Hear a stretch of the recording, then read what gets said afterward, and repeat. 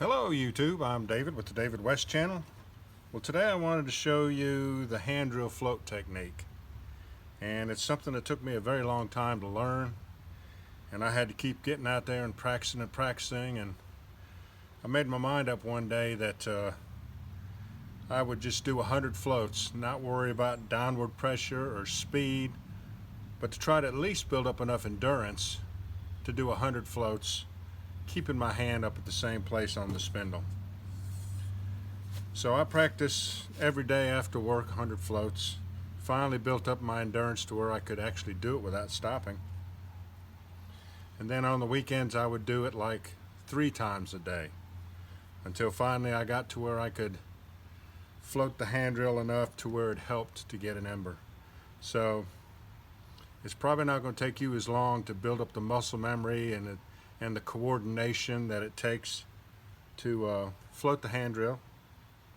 Let me show you, let me just show you what I know about it and kind of encourage you to go ahead and start practicing, because it's really gratifying to be able to get most of the ember. Probably 2/3 of the heat that it takes to get an ember can be accomplished with floating the hand drill. And of course, as we've seen before, other people can float their way all the way to the ember without any downward passes. So it's simply a hand movements of rocking one hand forward while you rock the other one back, and then repeat on the other side. Now, why it would be so hard for me to learn that simple technique, I just didn't have the coordination, and it took forever to build up the muscle memory to start doing that. Now you see a lot of people talk on these other float tutorials. You'll see them say, when you float all the way from your fingertips to the heel of your palm.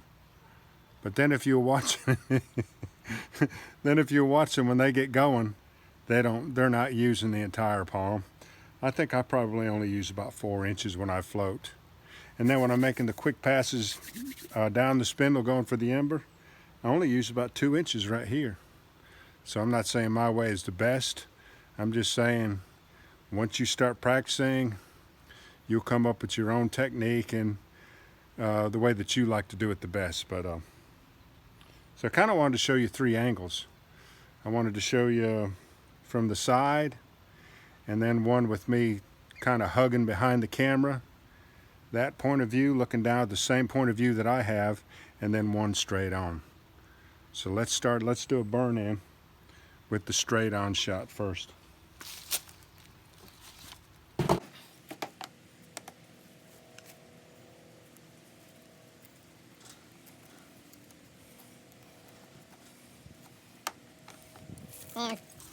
This is short leaf pine with a horseweed spindle, and the spindle's about 18 inches long. Let's do a burn in. Let's do let me show you 100 floats head on.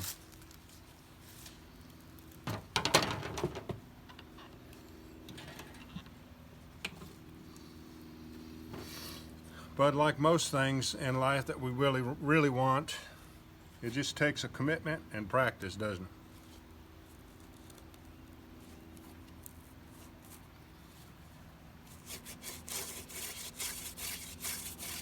Oh, let me adjust the camera, hold on.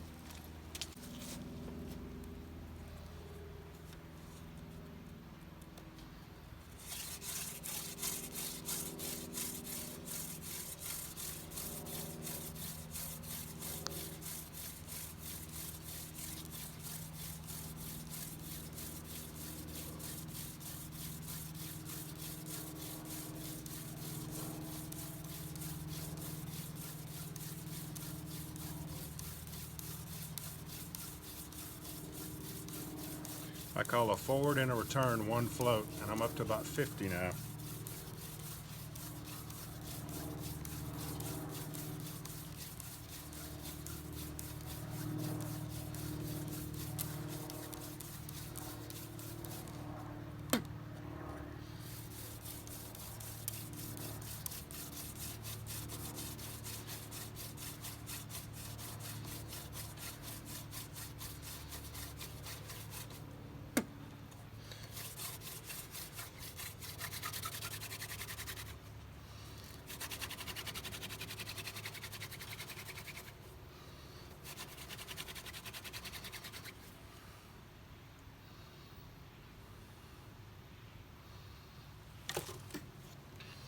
Yeah, I wasn't able to do that without stopping because my hands was slipping. Let's get on the end of the table here. I think I'll go ahead and cut my notch.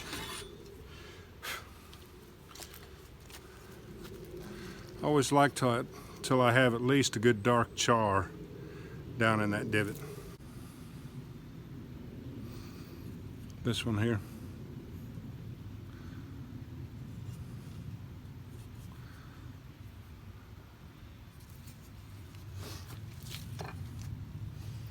No, I don't know how this one's going to turn out. I don't know if this next perspective shot is going to be good, but let's give it a try.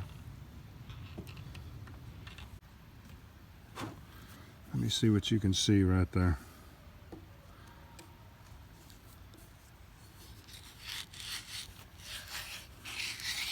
I guess I need to float down low like this.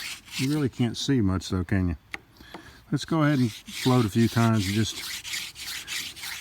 maybe it'll look better when I go to edit it. So this is my perspective when I'm looking at it.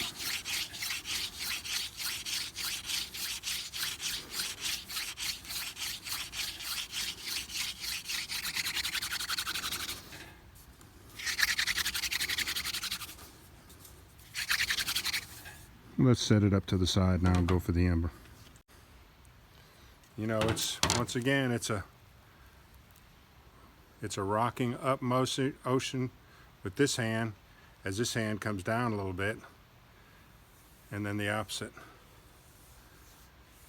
And you'll be practicing with this, like if you determine to do 100 floats a day, no downward pressure. Don't be trying to go for an ember. But one of those days you'll be working it, and the next thing you know, you'll catch your hands floating up the spindle. It'll kind of startle you, and you'll know you're making progress. So, let's go for the ember.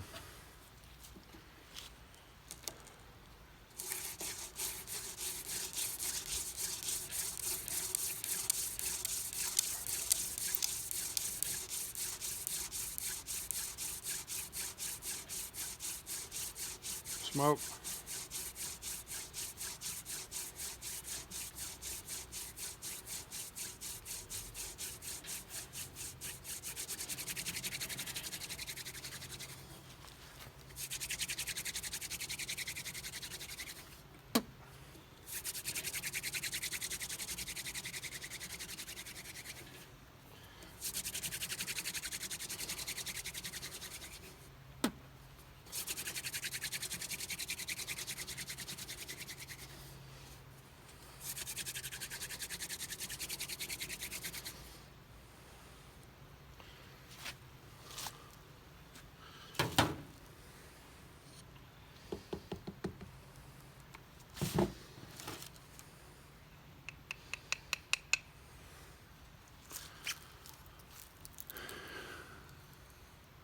This one here.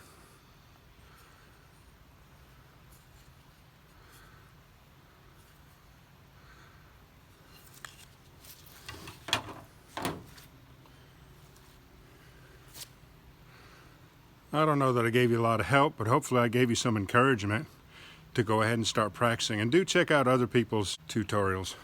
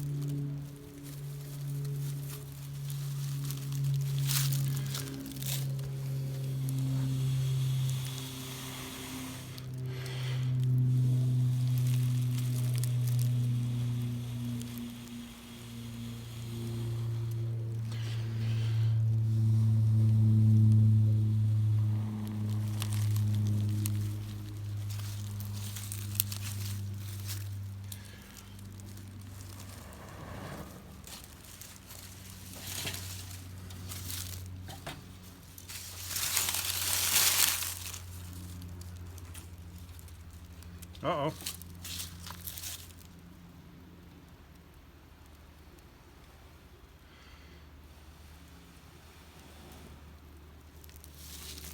I never counted a success. Better put it down here where you can see it. I never counted a success unless I end up with flames in the hobo stove.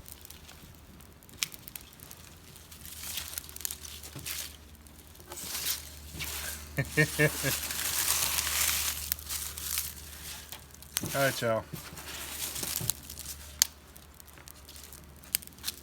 I hope that I've encouraged you to go ahead and pick you out, find you a good horseweed and a nice soft fireboard, and go ahead and start practicing the floating. Matter of fact, when I was practicing the float, if I used a fireboard and I started to see smoke, I'd stop floating and go for the ember. And so I knew that I had to stop that, so I just got a piece of plywood and used it, something that I knew that I wouldn't be going for the ember for, because I just wanted to build up my endurance. I just want to get that daily practice in, and one of these days, if you'll do that, you'll be able to learn the float technique too. All right, y'all. I appreciate you joining me on this one. We'll catch you on the next one.